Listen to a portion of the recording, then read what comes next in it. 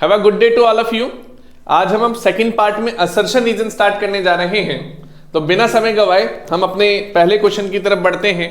Question number 13 दे रखा है minimum number of non equal vector. ठीक है, minimum number of non equal vector in a plane to give a zero resultant is 3। मतलब 3 vector होंगे ये कि ए वेक्टर और बी वेक्टर, अगर ये नॉन जीरो हैं तो क्या इनका सम जीरो पॉसिबल है? यस, बिल्कुल हो सकता है।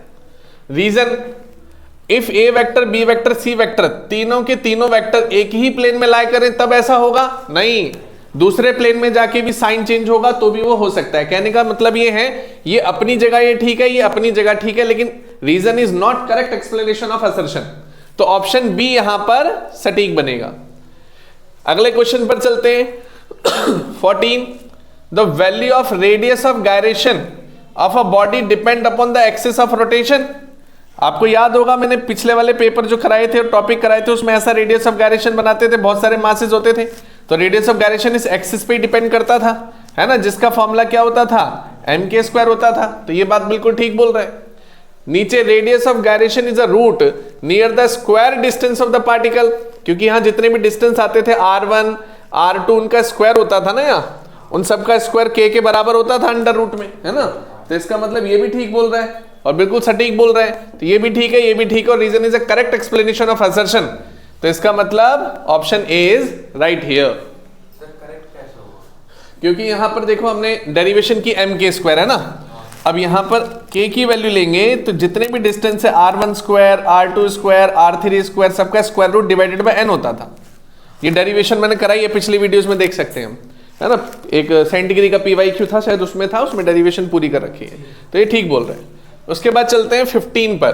15 क्वेश्चन पर आते हैं। असर्शन में the velocity increases when water flowing in the broader pipe enter into the narrow pipe. ध्यान से समझना कि जब आप एरिया ऑफ क्रॉस सेक्शन घटाते हैं तो वेलोसिटी बढ़ जाती है। कल की क्लास में भी पढ़ा था ये। तो जैसे आप पाइप लेते हैं पानी का, पौधों में पानी लगाते हैं, तो जैसे आप पाइप को आगे दबाते हैं तुरंत होता क्या है, उसमें वेलोसिटी उसकी बढ़ जाती है ना। Just wait a minute. हाँ, सो ये कैसे होता है? कॉन्टिन्यूटी इक्वेशन से। एरिया इनटू वेलोसिटी हमेशा हमारी क्या होती है? कांस्टेंट। तो जो एरिया होता है वो इनवर्सली प्रोपोर्शनल टू वेलोसिटी होता है। तो जो एरिया है वो इनवर्सली प्रोपोर्शनल टू वेलोसिटी। आप एरिया घटाओ वेलोसिटी बढ़ेगी, है ना। आप एरिया बढ़ाओ वेलोसिटी घटेगी। तो इसने बिल्कुल ठीक बोला ये पार्ट कि the velocity increases when water flowing in the broader pipe enter into the narrow pipe, मतलब एरिया घटा दिया। यस और नो? असर्शन ठीक है। अब रीजन पे चलते हैं। According to the equation of continuity, वही मैं बता रहा था, है ना। बाजीराव मूवी से याद करते थे ना, राव राव राव इज कांस्टेंट। रो मतलब डेंसिटी, ए मतलब एरिया, वी मतलब वेलोसिटी, है ना।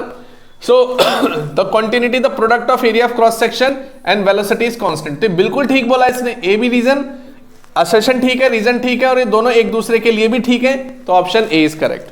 क्लियर है? अब चलते हैं हम अपने आखिरी पड़ाव पर, असर्शन पर।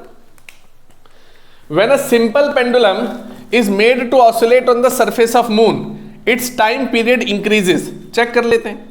देखो टाइम पीरियड का फॉर्मूला क्या होता है? 2π√L/g। अगर हम चांद पे चले गए, मून पे चले गए, तो 2π/√L/g' हो जाएगा। अच्छा, चांद की ग्रेविटी जो है वो कम है ना, ग्रेविटी 1.6 होती है ना मून की, तो ये कम है। अगर ग्रेविटी कम है तो टाइम पीरियड क्या हो जाएगा? बढ़ जाएगा। अगर ग्रेविटी कम है तो ये डिनोमिनेटर है ना, ये जितना कम है उतनी ज्यादा बढ़ेगा, तो मून का टाइम पीरियड बढ़ेगा अर्थ के टाइम पीरियड से। ऐसा नो, इसने क्या बोला देख लेते हैं। When a simple pendulum is made to oscillate on the surface of moon, its time period increases. सही बोला है? चलो ठीक है। रीजन क्या दे रहा है? रीजन ये देना चाहिए, लेकिन क्या दे रहा है? Moon is much smaller as compare to earth. तो रीजन देखो, चांद छोटा है कि नहीं छोटा, ही बताओ। मून छोटा है ना अर्थ से, तो ये रीजन सही बोल रहा है, लेकिन क्या ये रीजन असर्शन के लिए ठीक है? नहीं, असर्शन के लिए तो अपेरेंट ग्रेविटी बोलनी चाहिए थी उसे। इसका मतलब असर्शन अपनी जगह ठीक है, रीजन अपनी जगह ठीक है, लेकिन ये दोनों एक दूसरे के लिए करेक्ट नहीं है। तो यहां पे option B. I hope you understand these 4 assertion reason.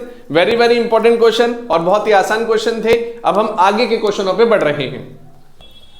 So question number 17, find the value of 10 joule in a system which has.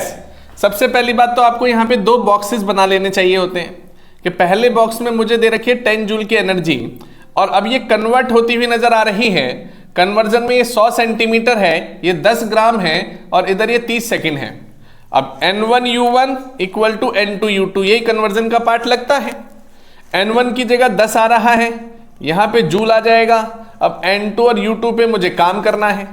अब जूल क्या होता है? एनर्जी। कौन सी एनर्जी ले सकते हैं? कोई सी भी mgh ले लो या हाफ mv² ले लो, हाफ की कोई यूनिट होती नहीं। मास हो गया kg, ये आ गया मीटर पर सेकंड का होल स्क्वायर। तो एक तरीके से kg की पावर 1 मीटर स्क्वायर सेकंड की पावर -2, ये हमारे पास यहां लगना चाहिए, स्टैंडर्ड यूनिट है। तो 10 इंटू kg की पावर 1 या मीटर का स्क्वायर या सेकंड की पावर -2, ये बना। अगर मुझे N2 निकालना है तो अब यहां पे आना, देखो सेंटीमीटर लेंथ है, ग्राम मेरा मास है, तो मास कितना आ रहा है? मास की पावर 1, तो यहां लिख देंगे 10 ग्राम की पावर 1। फिर आ रही है लेंथ, तो यहां लिख देंगे 100 सेंटीमीटर की पावर 2। फिर आ रहा है सेकेंड, यहां लिख देंगे 30 सेकेंड की पावर -2। यस और नो? अब इतना आने के बाद यहां आ जाएगा 1000 ग्राम, मीटर में क्या आ जाएगा? 100 सेंटीमीटर, यहां आ जाएगा सेकेंड की पावर -2। फिर आ जाएगा मेरे पास 10 ग्राम, फिर आ जाएगा 100 सेंटीमीटर, फिर आ जाएगा 100 सेंटीमीटर, फिर यहां पर देखेंगे 30 सेकंड। अब देखो 30 की पावर -2 लिखेंगे और सेकंड की पावर -2 है ना। अब कैलकुलेशन कर सकते हैं, ग्राम ने ग्राम को मार दिया, सेंटीमीटर स्क्वायर है, सेंटीमीटर स्क्वायर कट गया, सेकंड की पावर -2 सेकंड की पावर -2 कट गया। अब यहां पर एक और चीज देखेंगे, एक यहां 10, फिर 1000, फिर 2 बार आ रहा है 100, और यहां पर देखेंगे N2, यहां पे आ रहा है 10, फिर आ रहा है 100, फिर आ रहा है 100 और फिर आ रहा है 30 की पावर -2। एक 10 से एक 10 कट गया, फिर एक 100 से एक 100 कट गया, फिर एक 100 से फिर एक और 100 कट गया, फिर आता है मेरे पास 1000 N2 इंटू 30⁻²। ये इधर आके क्या हो जाएगा? प्लस हो जाएगा कि नहीं? तो 30 की पावर +2, ये आ जाएगा मेरा N2। तो 30 का स्क्वायर कितना होता है? 900, और इसके आगे क्या आ रहे हैं? 4 3 0 और आ रहे हैं। तो N2 की वैल्यू कितनी आ गई? 9 इंटू 10 की पावर 5। यस और नो? तो ये कन्वर्जन का सबसे आसान तरीका था जो कि अभी हमने कंप्लीट किया। इसी में 17 क्वेश्चन में 2 मार्कर है, तो और करके एक और क्वेश्चन पूछा है। ये क्वेश्चन जो है ये बोलते हैं क्यू क्वांटिटी है कोई भी, उसका फॉर्मूला मैंने बोर्ड पे लिखा हुआ है, बोलते हैं इसका डायमेंशनल फॉर्मूला बताइए। तो I इनर्शिया है, F फोर्स है, V वेलोसिटी है, W वेट है और L लेंथ है। तो इनर्शिया पे आते हैं सबसे पहले। तो इनर्शिया का फॉर्मूला क्या होगा? इनर्शिया होता है mr², तो ये आएगा kg और डिस्टेंस हो गया मीटर स्क्वायर। तो यहां पर ये बन गया इनर्शिया। इनर्शिया का बनने पे आता है फोर्स। फोर्स होता है मास इंटू एक्सेलरेशन, kg, ये आएगा मीटर पर सेकेंड स्क्वायर। तो यहां आ जाएगा kg की पावर 1 मीटर की पावर 1 सेकेंड की पावर -2। तो यहां आ गया मेरे पास फोर्स। फोर्स के बाद आती है वेलोसिटी।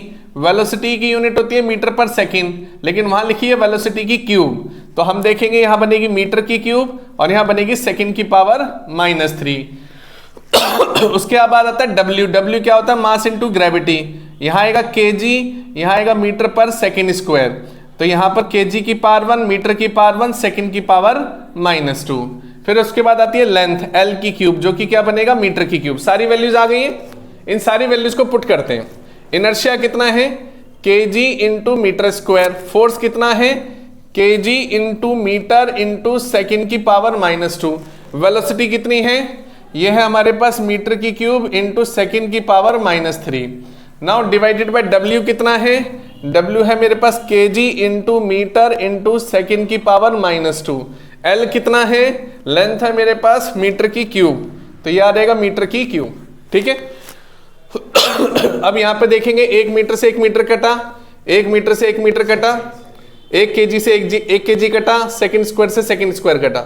ऊपर आ रहा है kg मीटर स्क्वायर सेकेंड की पावर -3। तो m की पावर 1, L की पावर 2, T की पावर क्या आ गया? आंसर खत्म। यस और no? So I hope you understand it very well. अब हम बढ़ेंगे क्वेश्चन नंबर 18 पर।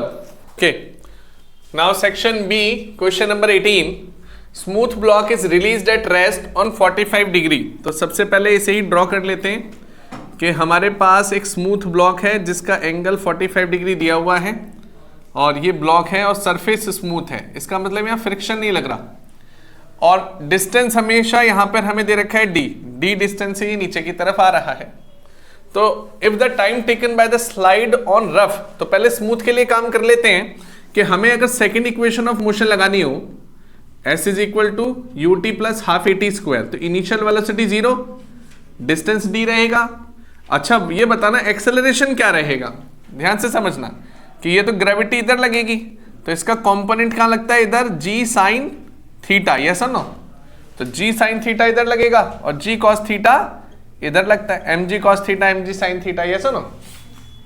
तो अगर मैं यहां पे d की बात करता हूं तो यहां आ जाएगा g sine theta into time square, तो इसे ले लेना फर्स्ट इक्वेशन, ठीक है, पहली कंडीशन बन गई।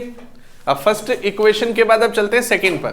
If the time taken to slide on rough incline plane, तो लेट सपोज ये मेरे पास इंक्लाइन प्लेन है और ये मेरा रफ है, तो ये रफ इंक्लाइन प्लेन है, ये एंगल थीटा है। अब इस बार फ्रिक्शन लगेगा कि नहीं, अब यहां पे मेरी बात ध्यान से समझना, फ्रिक्शन कैसे लगता था, ये वेट फोर्स mg इधर होता है, mg साइन थीटा इधर होता है और mg cos थीटा इधर होता है और नॉर्मल फोर्स इधर होता है, तो फ्रिक्शन काइनेटिक फ्रिक्शन की बात हो रही है, तो वो लेफ्ट साइड में लगेगा कि नहीं।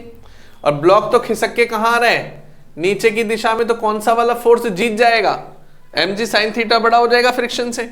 तो आप यहां क्या लिखेंगे, mg साइन थीटा माइनस में kinetic friction is equal to mass into acceleration, yes और नो। फिर यहां पर देखना mg sine theta as it is, ये आ जाएगा mu times of n mass into acceleration. अच्छा नॉर्मल फोर्स किसके बराबर होगा, mg cos थीटा के, तो mg sine theta minus mu times of mg cos theta equal to mass into acceleration. Mass सब में कट गया, तो देखो नया वाला एक्सेलरेशन आ गया आपके पास, जो कि g sine theta minus mu g cos theta होता है। अब ये एक्सेलरेशन आ गया, अब हम दोबारा सेकंड इक्वेशन ऑफ मोशन लगाएंगे, तो s is equal to u t plus half a t square. अब यहां पर देखना डिस्टेंस d रहेगा, यू टी फिर से 0 हो गया, हाफ ऑफ एक्सेलरेशन की पूरी वैल्यू हमारे पास है g साइन थीटा और म्यू जी cos थीटा। अब टाइम कैसे पुट करेंगे, टाइम के बारे में उसने कमेंट किया है कि टाइम मेरा n टाइम्स बढ़ गया है ना, पिछले वाला टाइम t था, तो इस बार क्या हो जाएगा n इंटू टी का होल स्क्वायर, यस और नो। ये हो गई मेरे पास सेकेंड इक्वेशन, है ना। अब इस d को यहां पे उठा के पुट कर दो और आंसर आपके सामने आ जाएगा। कैसे देखते हैं, कैमरे में दिख रहा है, यहां तक क्लियर है, तो मैं थोड़ा सा टिल्ट कर रहा हूं इसे। अब हम इक्वेशन को कंपेयर करेंगे फर्स्ट और सेकंड। इस d की वैल्यू को यहां पर उठा के पुट कर रहे हैं, तो आप देखेंगे हाफ ऑफ यहां आ जाएगा g sine theta into t square, then half of g sine theta minus mu g cos theta into n t का होल स्क्वायर, ये बनेगा। अब 1/2 से 1/2 कटेगा, अब यहां पर देखना टी स्क्वायर से टी स्क्वायर भी कट जाएगा, तो यहां बचा है g sine theta equal to यहां आ रहा है g sine theta minus mu g cos theta into N square, यही बना। अब देखो थीटा की वैल्यू हमें क्वेश्चन में 45 डिग्री गिवन है, तो जहां जहां थीटा आ रहा है वहां 45 डिग्री लिख दो, साइन 45 डिग्री 1/√2, ये भी क्या हो रहेगा 1/√2, ये भी क्या हो रहेगा फिर से 1/√2, और इसका क्या हो रहेगा होल स्क्वायर। तो √2 cancel out, g cancel out, तो यहां रहेगा 1 माइनस में म्यू इंटू एन स्क्वायर, ये बन रहा है। कुछ बच रहा है, देखो बता दो मुझे, कुछ बच तो नहीं रहा।